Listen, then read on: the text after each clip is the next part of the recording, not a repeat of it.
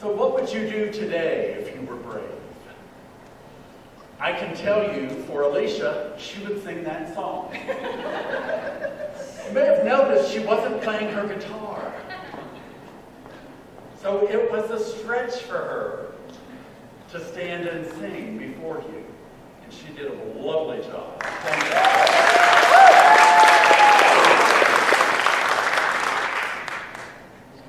We're continuing our series today. I've got a clicker somewhere. On integrity. And today's talk is living a spiritual life. And so when we think about living a spiritual life, what does that mean to you? It could mean many different things. To me, living a spiritual life means that we are connected with God. We recognize, we are conscious of the fact that we are one with Spirit. And that all times, in all ways, Spirit is available to us to be our guide. When we are in alignment with our nature, which is one with God, then we are living that spiritual life and we're aware of it. Some people have the perception that when they live a spiritual life, they live in limitation. Now, I think this comes for a lot of people because maybe they grew up in a tradition like the Catholic tradition where they saw monks who took this vow of poverty and they were cloistered away, and so their life seemed limited to people. But to live a spiritual life, you don't need to be limited. In fact, to really live a spiritual life, you need to be stepping into the fullness of Spirit, into the unlimited possibilities that are available to each one of us each and every day.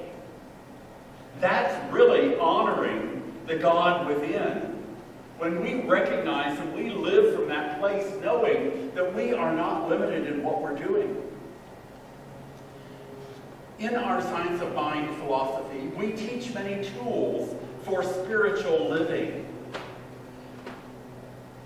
Things like meditation, treatment, visioning, spiritual classes, spiritual writings, journaling, and many more are all things that can connect us to the God of our understanding. These are things that lead us and guide us in our spiritual living. When we use these tools, we can deepen that relationship with God, with Spirit. And that's what they're designed to do, to remind us that we are one with God, that we are one with Spirit, and that that is our very nature. Now, sometimes we get thrown off balance by life. I bet I'm not the only one who has ever gotten that phone call that really kind of set me into a tailspin. And when we have those things, rather than stopping, going within, breathing, refocusing, stop, breathe, focus. Mary's book is over on the source table. They're free. Pick one up. It will help guide you in your spiritual journey. If we typically, when we get some kind of news that's disturbing to us, we respond to it in the way we've always responded. And so it's our choice, our opportunity to look at things differently. To not just jump in and be judgmental. To not just jump in and respond out of fear. Oh my God, isn't this awful thought? To maybe we could start with, do I need to have an opinion about this? I had someone text me this week and tell me I needed to look at this particular thing on Facebook. And it was quite disturbing. What was even more disturbing was I looked at it and read it for an hour, which is quite long, from 11 p.m. to midnight, which meant I didn't sleep most of the night because I was disturbed by this. I tried praying for the person, I tried praying for the situation, and it was really difficult for me to get myself back on track. I ended up in the middle of the night sitting there listening to some music to bring me back to center, to make me feel like I was in a place that I was surrounded by Spirit. So it's our choice how we're going to respond to life. And are we going to continue in a tailspin when we get some kind of news? Are we going to respond from fear or disappointment? Are we going to look at and work to bring ourselves back in alignment with God, to find the love in the situation, the love for ourselves? Jan made that very clear in our meditation this morning. The loving of ourselves will take us a lot further in life. Because when we love ourselves, then we can turn and love others. But if we're trying to give out and love other people, and we haven't given to ourselves, we're going to be running on empty. We are spiritual beings having a human experience. Now, you know, people like to tell us what to do and how to think. So, thinking about a spiritual life, haven't people told you what to do? WWJD, what would Jesus do? Well, I have a little book on my shelf, and it's called WWBD, what would Buddha do? So when I was looking for this little, whatever you call this, graphic, I found WWBD, and it was what would Beyonce do? So, do I need to have an opinion about this? So people will be happy to tell you what it is you should do, what you should think, how you should show up in the world. When we're living a spiritual life, it's not a destination that we get to. We never really arrive. We're always on our spiritual journey. We're always on the journey to live this spiritual life. And we can grow in this journey.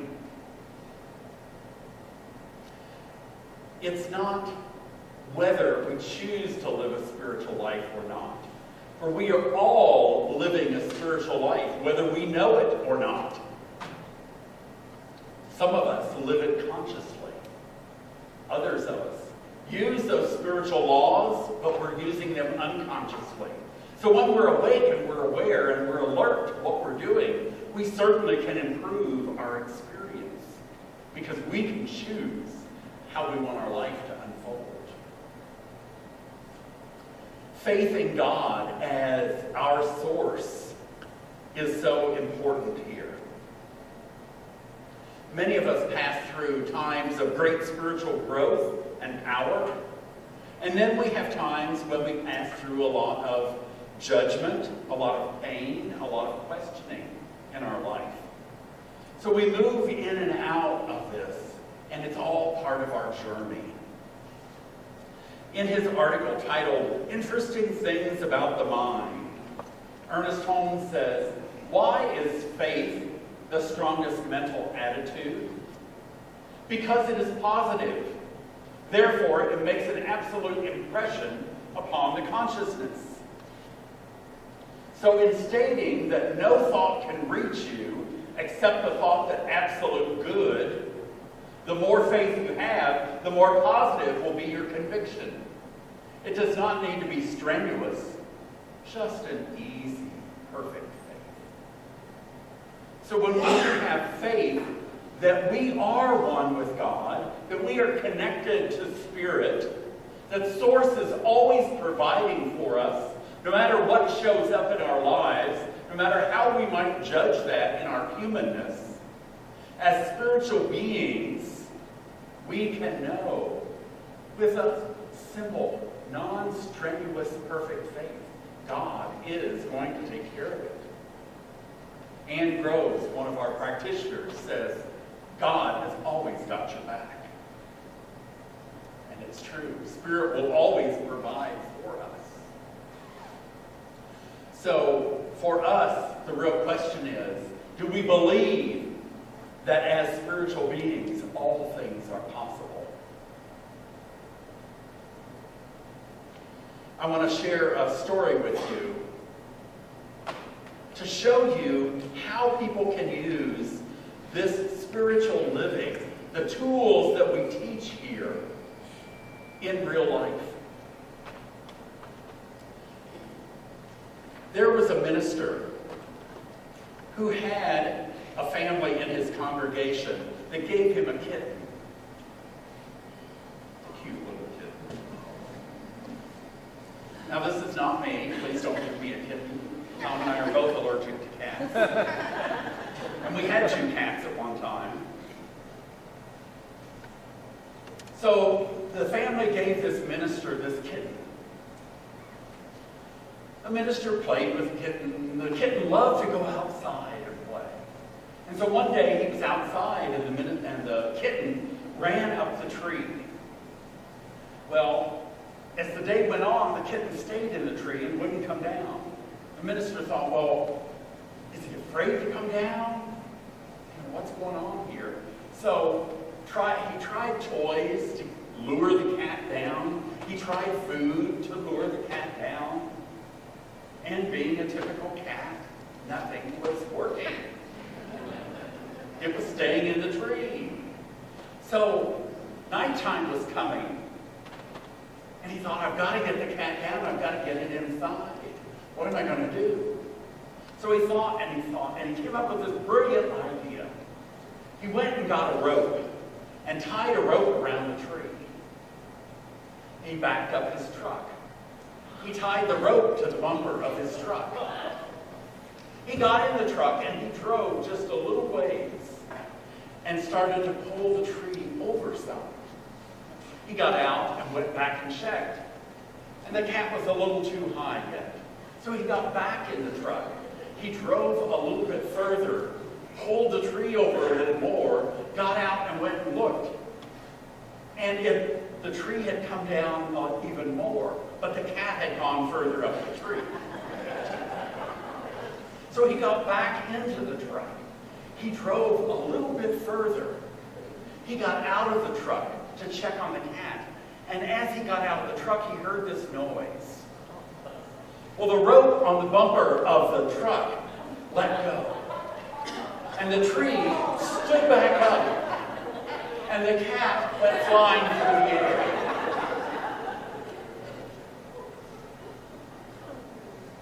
The minister thought, oh my God, what am I going to do?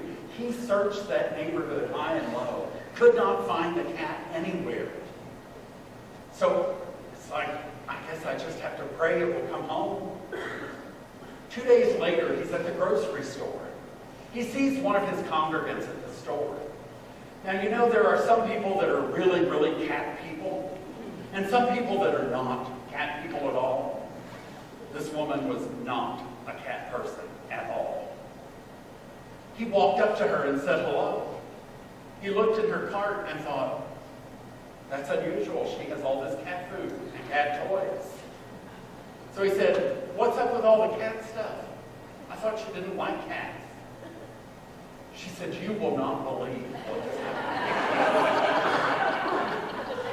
You know how my daughter is always asking me for a cat. I told her, if the good Lord wants you to have a cat, he will drop it in your lap. She said, you're not going to believe it. I know this was a miracle. She said, my daughter came in the other day. She said, Mom, I really want to have a cat. And I told her, I've told you before, if the good Lord wants you to have a cat, he will drop it in your lap.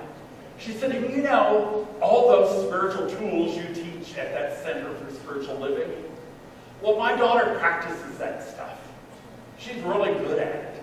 And so she's visualizing that she has this cat. She said, I see her sitting out in the yard with her eyes closed, meditating or contemplating or whatever it is she's doing, and she's petting this cat. She's playing with this cat as she rolls around the yard. She always is talking about and seeing this cat in her mind, coming to her. She said, well, the other day when she came in and asked me if she could have a cat again, and I told her, if the good Lord wants you to have a cat, he'll drop it on your lap. She went out and sat down in the yard. The most amazing thing happened. This cat came flying through the air and dropped right in her lap.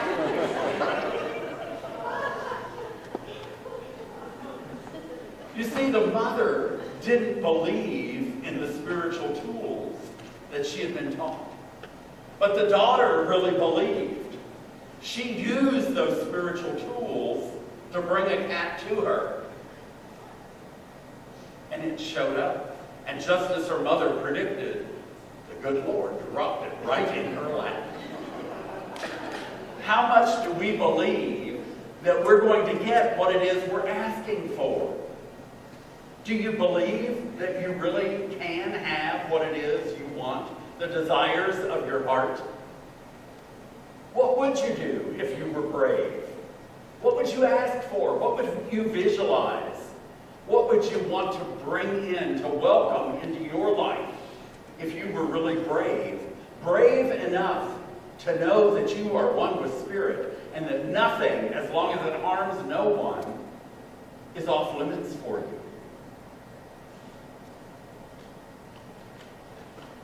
I'd like to share with you the 3 goals that we have set for CSL Parker. We read earlier our BHAG. We talked about our Good to Great visioning session we had, and from that we got our BHAG, what we're best at, what we're passionate about, and what our resource engine is. The next piece of this, to kind of finalize it for right now, is to set our goals. So from your visioning and your input, the leadership team, which is the board and the practitioners, have gotten together and looked at all that input and set our goals, short-term goals for us. And so I'd like to share those with you because I want to ask you to believe that we can achieve these. We have set the goals, and here is what they are. The first goal we set is around a facility. And so the goal is to acquire an affordable location with visibility and accessibility to accommodate a minimum of 250 to serve the membership as a center for spiritual resources. Now, our building doesn't have to look like this, but I was trying to open your mind to something that may not even be a traditional church-looking building. So, some of the detail about this is that our building would have at least 3 classrooms, would have offices, a conference room, a nursery, a kitchen, free parking. The building would be ADA compliant. It would be on a snow route. It would be revenue earning, meaning we could host other groups there that would pay to use rooms in the building. A place where we could do fundraisers. And we even talked about the possibility of a green building where we would have charging stations so that people with electric cars could come to a class, pay a nominal fee, and charge their car while they're in class or at a service or whatever we're doing. So a lot of thought went into this goal. We have set the date to achieve this goal on or before June of 2020. So, a little over a year, and it gives us time to work on the goal, to make sure that we have the right place and the right thing for all of us in what we're doing. Our second goal is around membership, to grow our membership to a minimum of 100 active, diverse individuals whose spiritual needs are being fulfilled. We had a discussion around what would that mean? How would we measure that people's spiritual needs are being fulfilled? And we looked at it in several ways. One would be that all of our committees are full. They all have enough people on them. That we have a successful marketing campaign to bring people in. That we have consistent giving of $15,000 a month, which is about double what we have right now. So bringing more people in to give, growing people's giving consciousness, so that we have, if we had $15,000 coming in each month, we could buy a nice building and afford to have the insurance, the electricity, the toilet paper, janitorial services, everything that we would need. That our classes would be waitlisted, meaning we have enough people that want to take the classes that there's not enough room, and so we have people on a waiting list to get into the classes. That we would have at least one minister in training within the congregation, and that we would have 2 new band members. Woohoo! So growing our membership here is really about helping us to achieve the facility and to achieve growth in each of our own lives in what we're doing and our spiritual living. The third goal is around spiritual community outreach. And this goal says visibly participating with civic and like-minded organizations in community events while responding and tithing to community needs. So some of the things we talked about here was being able to provide prayer support to people, offering tools for spiritual living, classes and readings and tools that will help people, education, including interfaith opportunities. So we're not just about reaching out to our congregation, but out into the community and educating ourselves on other religions and how we are all saying the same thing. The love, the golden rule, the one God message. Community outreach through things like our social justice education that Felina is leading. Our benevolence giving. Our community events. We've talked about doing things like in the fall, I would love to have a committee get together. They need to start now, please. Of creating an event where we can do a pet blessing. So we would have, my vision is that we would have in one of the parks here in Parker, this pet blessing event. And it could be a big event. We would want to have sponsors for it. So PetSmart or whoever could come in and have a table and have different displays. Maybe different animal food manufacturers would want to bring in their products, have a table. Adoption leagues may want to have a table there to educate about themselves. And then during the day, we would have different times to do pet blessings. I can tell you, when we pet bless the cats, will be a different time than when we pet bless the dogs. Or the horses, or whatever. And people could bring their pets, or they could bring a picture or a symbol of their pet. If they don't want to bring the horse in, they might want to bring the bridle in or something and have that blessed. So it wouldn't just be CSL Parker. This would be open to the whole community. The Parker Parade that we did last June, I'd love to see us doing again for awareness in the community that CSL Parker is here and that we have opportunities for people to come and join us and grow their own spiritual life. This particular goal we have set to achieve by December of 2021. So what we're thinking is that each year we would be adding more things to it. So the first year we want to make sure that at least 30% of our ideas get implemented. The second year, 60% would get implemented. The third year, 90% would get implemented. So that we're phasing things in, and as we grow and expand, we do more in the community. There are copies of these goals at the source table. So I invite you to pick one of those up if that calls to you, and pray for us as a community that we are able to achieve these goals. How do I know we're going to achieve them?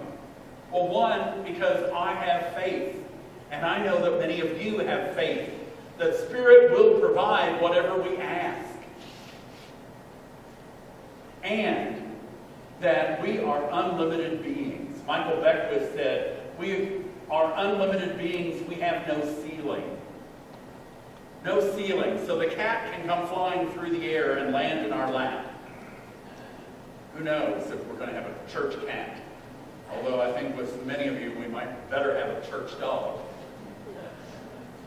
So, if you can believe in these goals, if you can embrace them,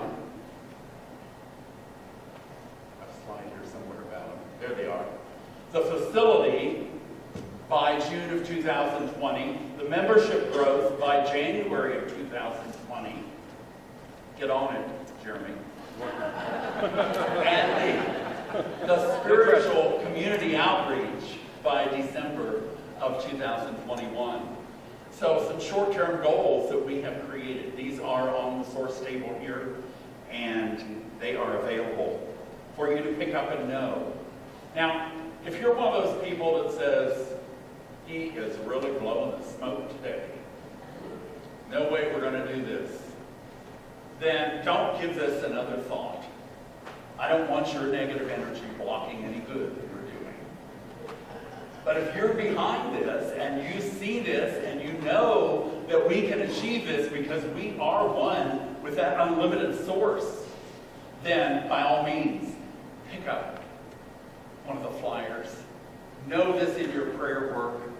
Know that Spirit is blessing and being the source of everything we want and the heart's desire that we have.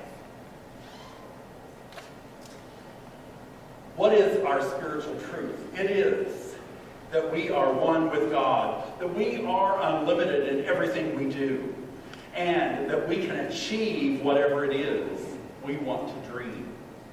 And so these goals are dreams of your leadership team, and I hope that you can embrace them, and they will be dreams of yourself as well.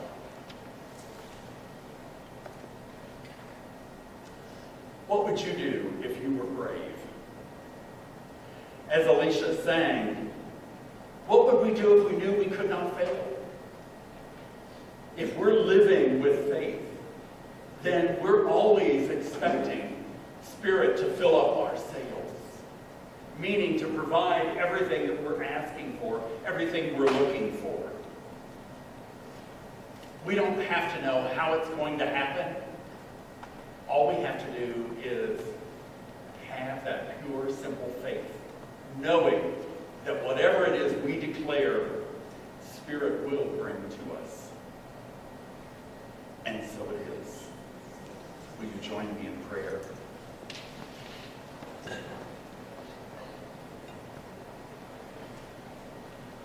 We are grateful. Grateful for this community. Grateful for the love, for the energy, for the ideas and the spiritual wisdom that comes forth as we join together in community. And so I bless these goals that we have set, knowing that as we have declared them and set them forth, that Spirit does nothing but respond to them, and Spirit always says yes. So I know these are accomplished on or before the dates we have set. I know this is the truth of us. I know we are unlimited as a spiritual community, and I know that God is blessing CSL Parker and each one of our lives individually and collectively. And so I bless us, knowing that we are all in alignment with Spirit. We are open to receiving the good of God. And because of that, we are grateful. Grateful for this spiritual truth, for our lives, and all we have been blessed with. I release my word, and together we seal it by saying, and so it is.